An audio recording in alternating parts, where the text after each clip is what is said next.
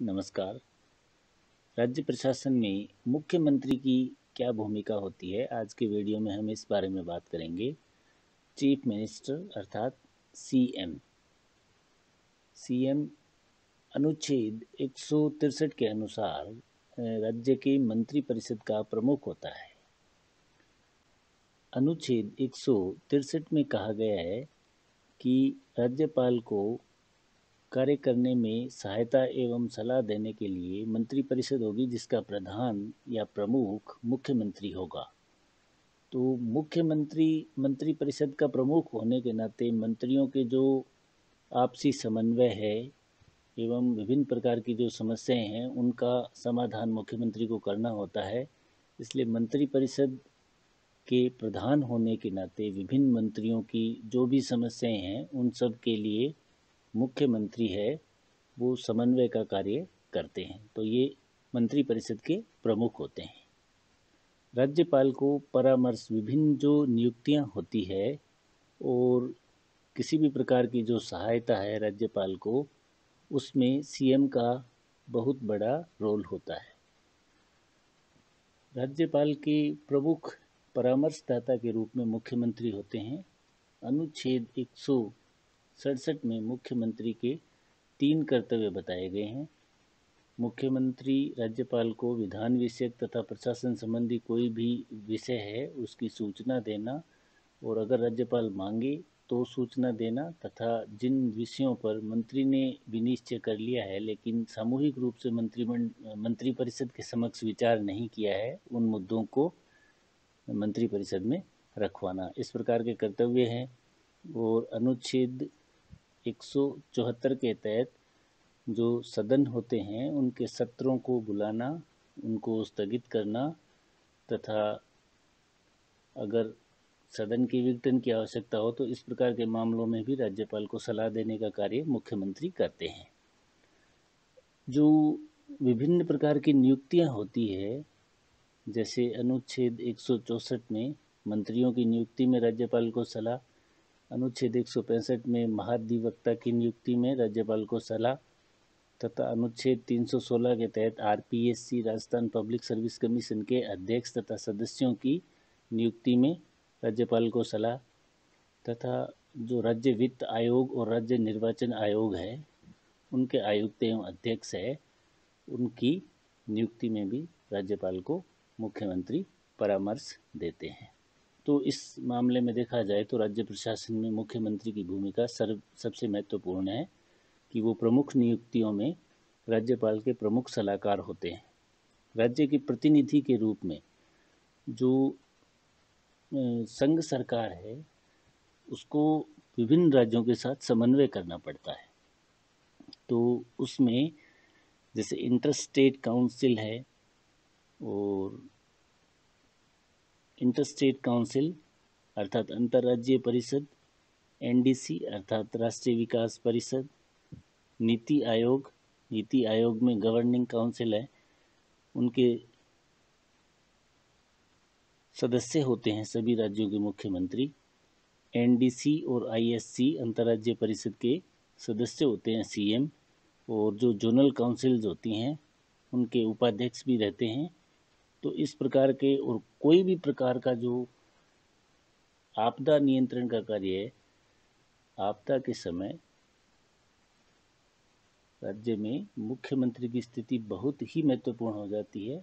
समूचे आपदा प्रबंधन का कार्य है वो राजनीतिक प्रमुख के रूप में मुख्यमंत्री ही देखते हैं। जैसे अभी कोविड-19 की जो महामारी है उसके समय जो विभिन्न राज्यों के मुख्यमंत्री हैं उनका जो रोल है बड़ा ही सकारात्मक रूप से देखने को मिला है, और राज्य का उन्होंने बहुत ही प्रभावी प्रतिनिधित्व किया है। राज्य के प्रमुख प्रवक्ता के रूप में मुख्यमंत्री होते हैं। राज्य सरकार की किसी भी नीति, कार्यक्रम, कोई योजना, इन सब के राज्य के मुख्यमंत्री होते हैं, वो राज्य सरकार के प्रमुख प्रवक्ता होते हैं।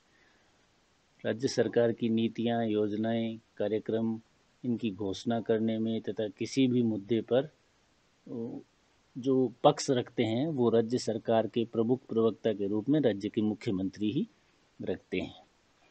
राज्य में जो मुख्यमंत्री की छवि होती है वो एक अच्छे प्रशासक के रूप में भी मानी जाती है। अगर कानून व्यवस्था का मामला हो, शांति बनाए रखना और विभिन्न प्रकार की जो नियुक्तियां होती है उनमें राज्य में एक प्रमुख भूमिका प्रशासक के रूप में भी मुख्यमंत्री निभाते हैं।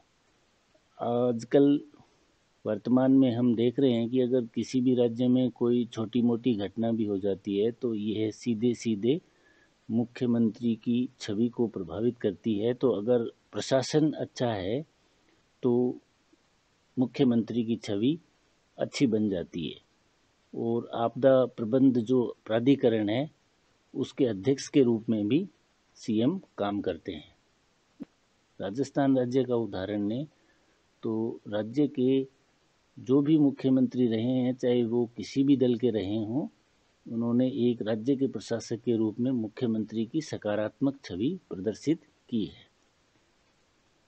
मुख्यमंत्री होते हैं वो राज्य में राजनीतिज्ञों के मित्र होते हैं। अब इस बात का तात्पर्य यह है कि न केवल पक्ष के जो राजनीतिज्ञ होते हैं उनको कई मसलों पर विपक्ष के जो राजनीतिज्ञ होते हैं उनसे भी समन्वय करना होता है। तो न केवल अपने विधायकों तथा अपने राजनेताओं बल्कि जो विपक्षी दल होते हैं उनके राजनेताओं से भी संपर्क करके और उनसे समन्वय करना पड़ता है। तो ये समन्वय और सहयोग की जो नीति है वो एक राजनीतिज्ञों के मित्र के रूप में मुख्यमंत्री की छवि को प्रस्तुत करती है। लोक सेवकों पर नियंत्रण करने में मुख्य भूमिका मुख्यमंत्री की होती है और यह एक कुशल प्रशासक की सीधी भूमिका का कार्य है कि वो राज्य में किस प्रकार लोक सेवकों पर नियंत्रण रखते हैं, क्योंकि अंततः जो सरकारी नीतियां होती है उनको क्रियान्वित करने का काम लोक सेवक ही करते हैं। तो लोक सेवकों के किए गए कार्य के आधार पर राज्य में मुख्यमंत्री की छवि निर्धारित होती है। मुख्यमंत्री होते हैं वो जनमत के निर्माता भी माने जाते हैं। उनकी सकारात्मक नीतियों, जनता की आकांक्षाओं, जनता की इच्छाओं को प्रतिबिंबित करते हैं। तो वे जनता के मत के, जनमत के निर्माता होते हैं। उनकी सकारात्मक नीतियां और उनकी छवि से ही जनमत का निर्माण होता है। राज्य के विकास के नेतृत्व को गति देने में मुख्यमंत्री की बहुत बड़ी भूमिका है। जैसे पिछले कई वर्षों से हम देख रहे हैं कि राज्य में विकास के लिए, जो निवेश के लिए जो माहौल बनता है, किस प्रकार से निवेश को आकर्षित किया जाए और राज्य के विकास को किस प्रकार गति दी जाए, राज्य में ज़्यादा से ज़्यादा इन्वेस्टमेंट हो ताकि राज्य का औद्योगिक विकास हो, उसके कृषि क्षेत्र में विकास हो, इन सब के बारे में सकारात्मक नीतियां तथा आधुनिक निवेश सम्मेलनों का आयोजन करवाकर राज्य के विकास को गति देने का कार्य मुख्यमंत्री ही करते हैं। तो एक मुख्यमंत्री की भूमिका का अगर हम विश्लेषण करें तो वो सभी क्षेत्रों में, सभी आयामों में, वो चाहे मंत्रिपरिषद के रूप में हो, चाहे राज्यपाल से संबंधों के रूप में हो, चाहे राज्य की लोक सेवकों पर कार्मिक प्रशासन का मामला हो, चाहे राज्य में जनता के समक्ष अपनी छवि, अपने दल की छवि, इन सब में मुख्यमंत्री की भूमिका ही बहुत महत्वपूर्ण होती है।